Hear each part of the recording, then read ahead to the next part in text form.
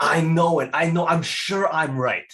Hi, welcome to another episode of Unlocking the Mind Behind Make More, Work Less. My name is Fong. I'm an entrepreneur, business strategist, real estate investor, speaker, and also a best-selling author. And every single day, I help others unlock potentials and guide them to succeed.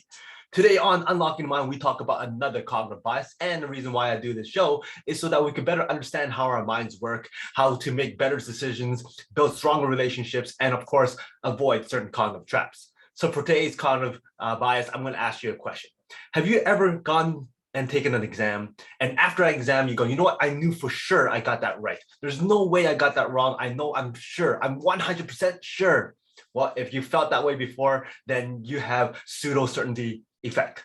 Well, what exactly is that? Well, that is the tendency for people to perceive an outcome to be certain, while it is actually uncertain in multiple stages of decision making.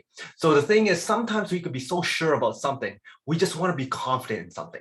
And really, that's the underlying message. We want to just be confident. We want to appear confident.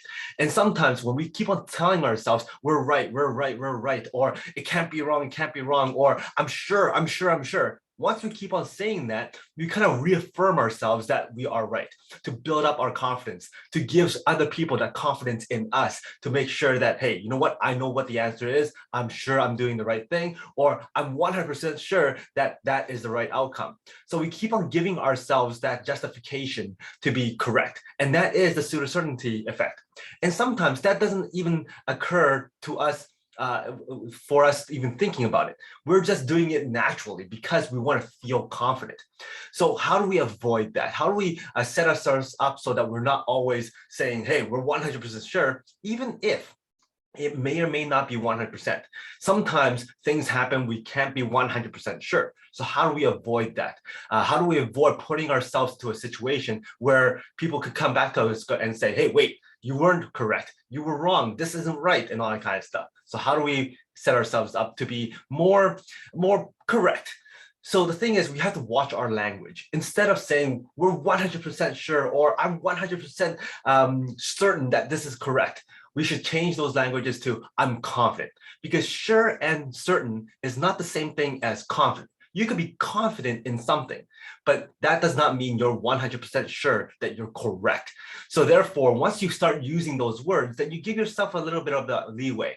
For instance, I'm sure that you've done an exam back in your high school days or university days or college days, and you go, wait a minute, I'm 100% sure, only to see an answer saying, oh, you got it wrong.